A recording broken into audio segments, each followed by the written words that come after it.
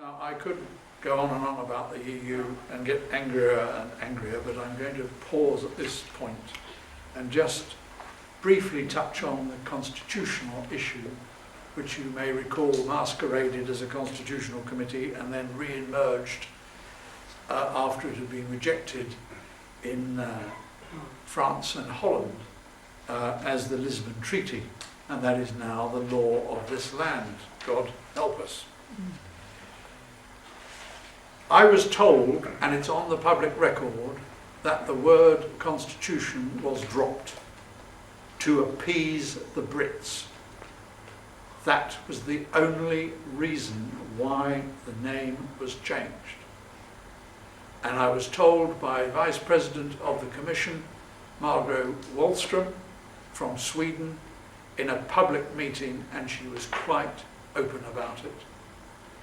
I have to say the press were there, and they never reported a word of what had transpired. But she said it in an open meeting in Brussels in answer to a question from me. The new version, which you were assured was only a tidying up exercise, that was a lie, has 8,500 more words in it than the original. And it is printed on 62 fewer pages. So we're talking about, anybody involved in the printing industry will know what I mean. It must be printed in 4-point rubies. It's so small and so condensed, it is almost impossible to read. And that is deliberate. And yet, this treaty, so-called, amends 17 previous treaties. Every single one of the article numbers has been changed, and deliberately we were told that we would not see a consolidated version of this treaty until after it had been ratified. In other words, when it was too late to do anything about it. Before that happened, and again going back to one of the committee meetings after the Dutch and the French had said no to the original version, we had a session with the then rotating president of the commission of the council, which I think was Austria at the time, and their foreign minister came to this committee meeting, and he boasted to us that 36 projects which were dependent on the ratification of the original constitutional treaty, 36 projects that would not be lawful without that treaty being ratified, were going ahead anyway on the arrogant assumption that sooner or later it would become law, as indeed it did, but under a different name.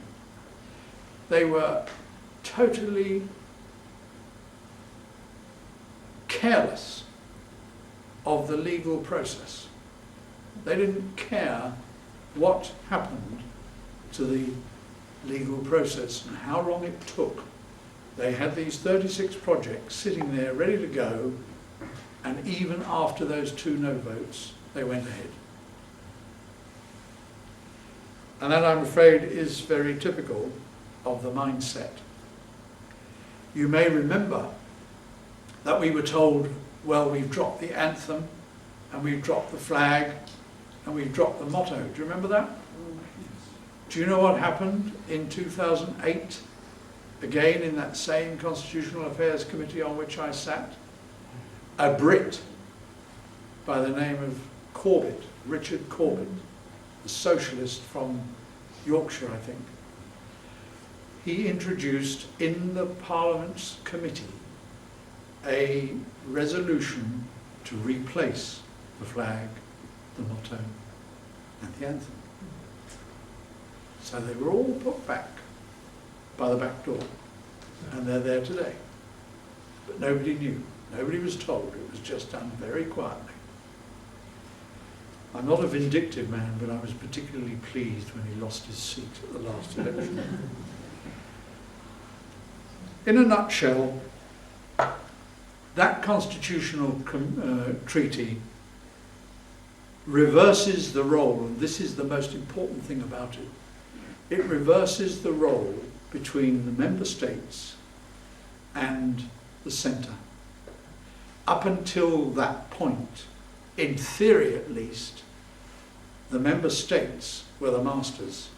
Now, the member states are the servants of the EU.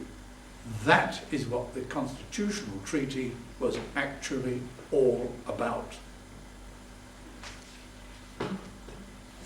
And of course, as most of you will know, the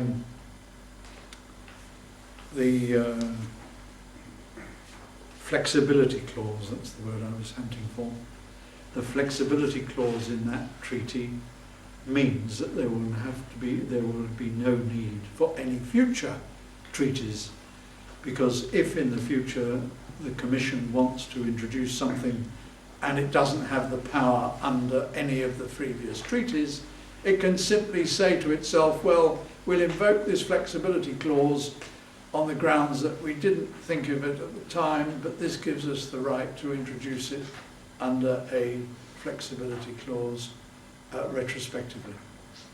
There won't be any future treaties.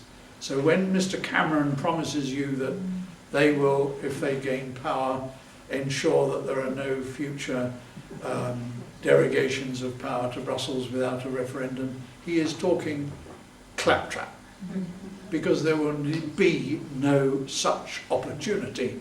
They will just take those powers under the flexibility clause.